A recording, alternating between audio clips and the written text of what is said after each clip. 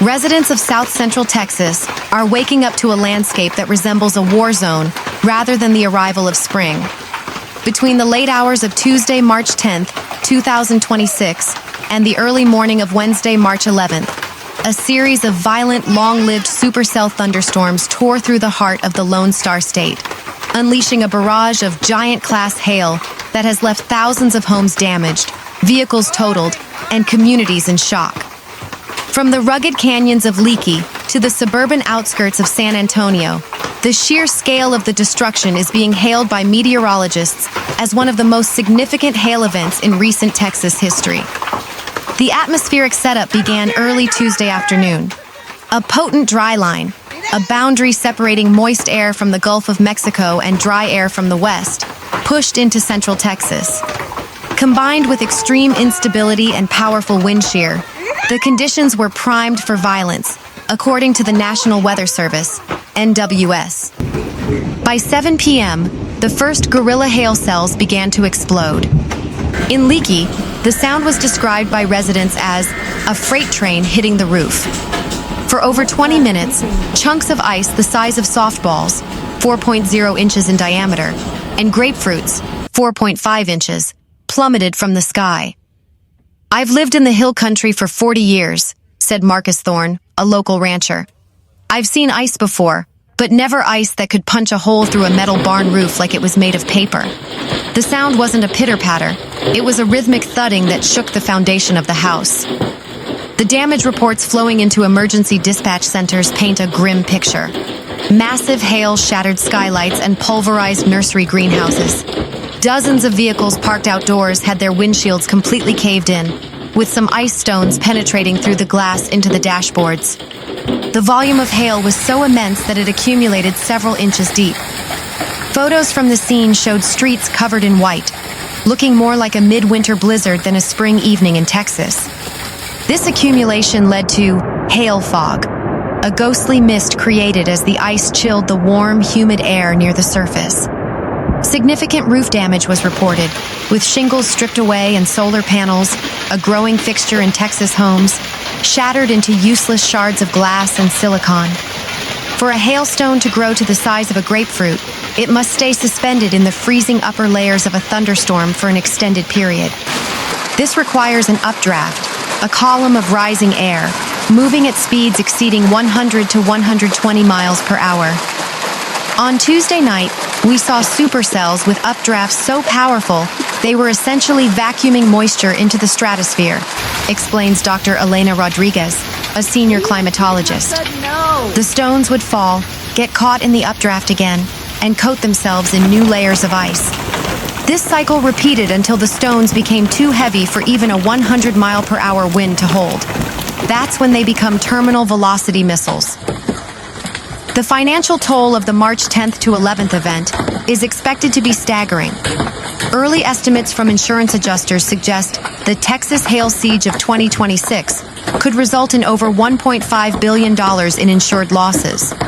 Texas already holds the title for the highest number of hail loss claims in the United States.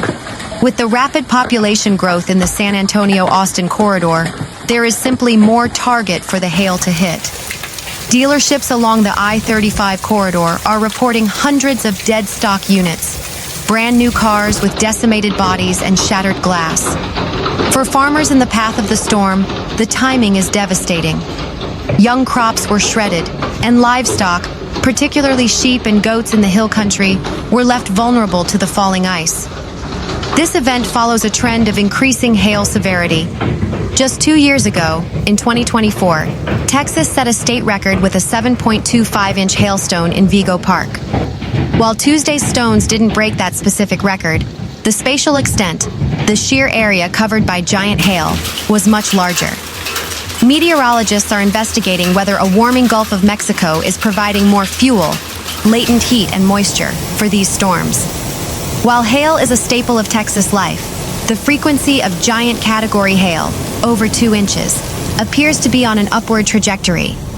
As of Wednesday morning, utility crews are working to restore power to thousands of customers after hail-cooled winds and direct strikes took out local transformers. Take photos of hailstones next to a ruler or common object for scale, and all property damage before starting repairs. Beware of storm chasers. Following major hail events, fraudulent contractors often flood the area.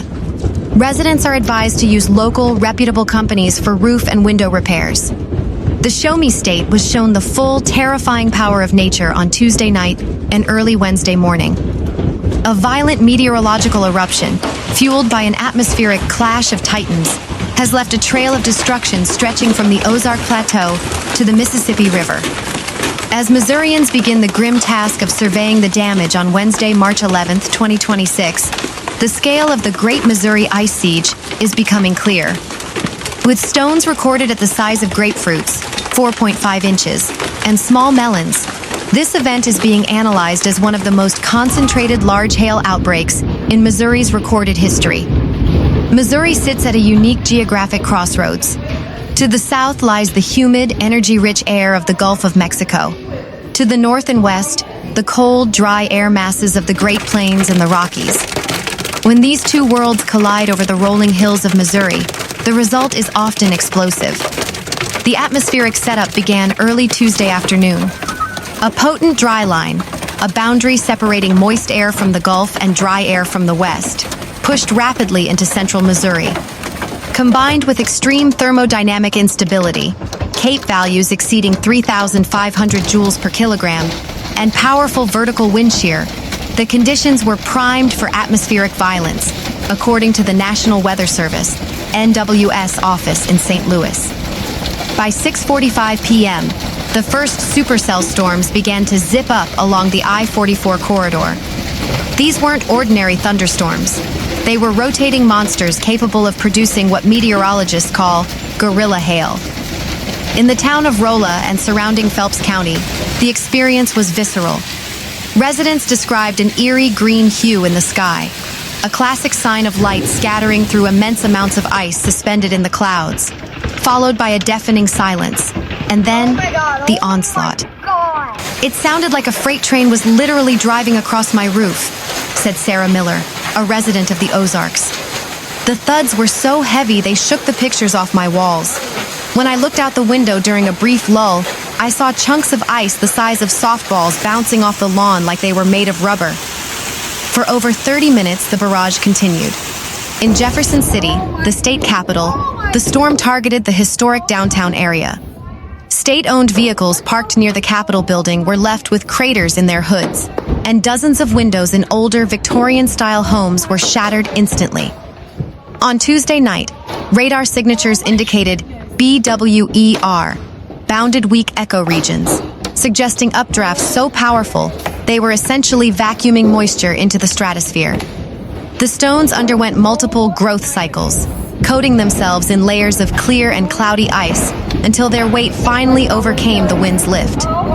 When they fell, they reached terminal velocities of over 100 miles per hour, turning into literal icy missiles.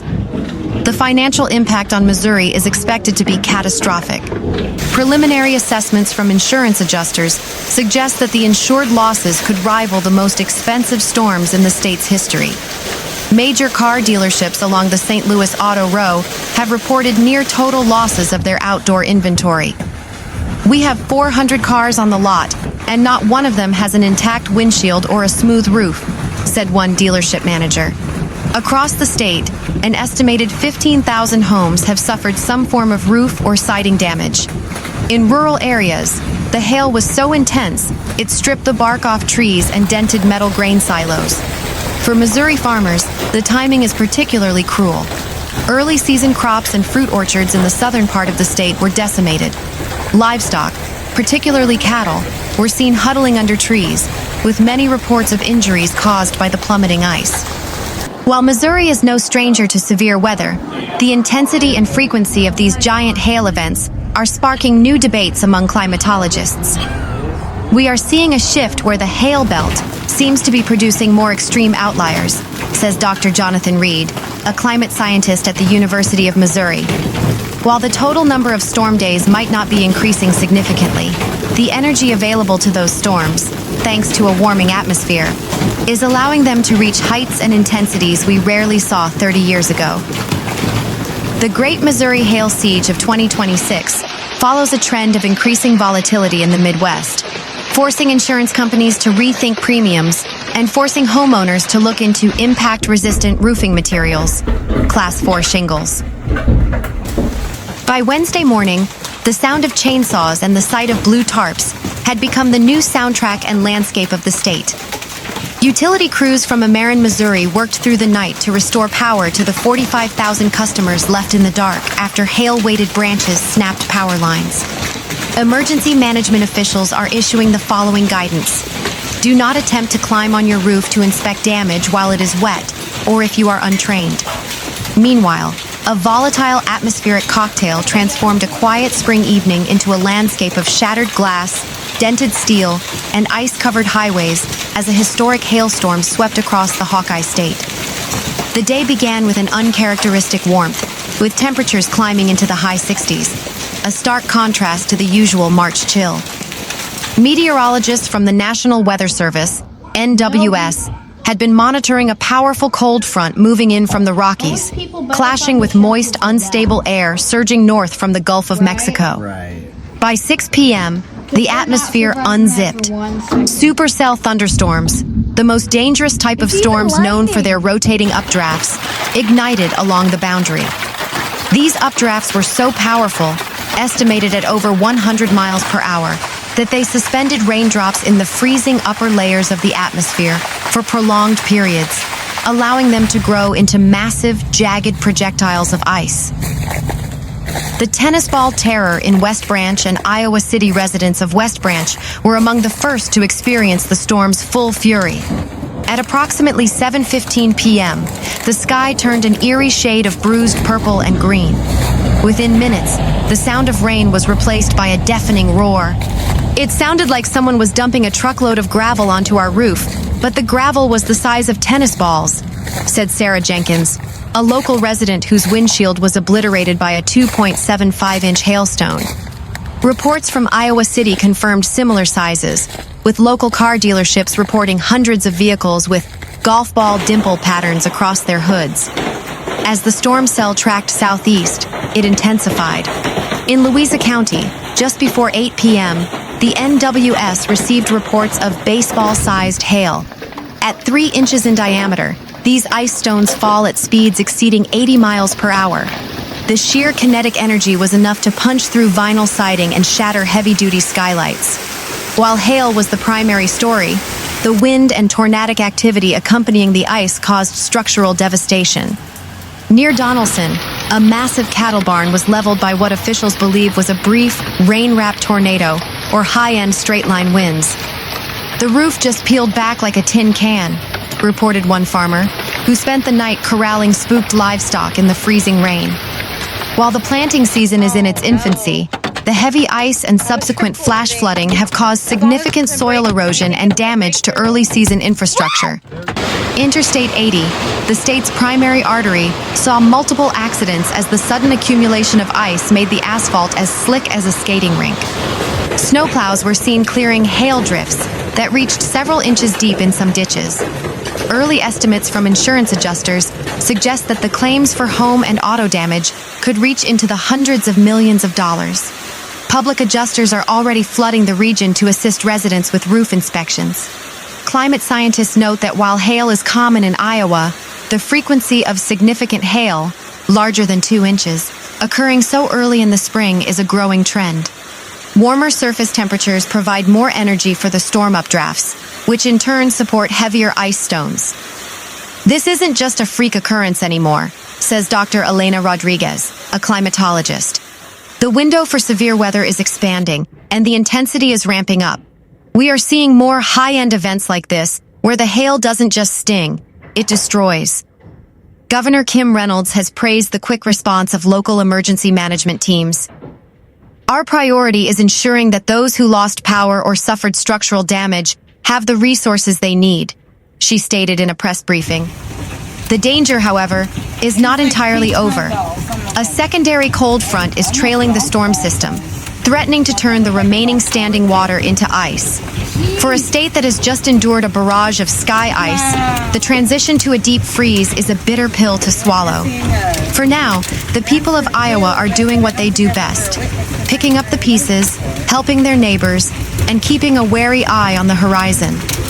In the heartland, the weather is a neighbor you can never quite trust. Stay inside and stay safe.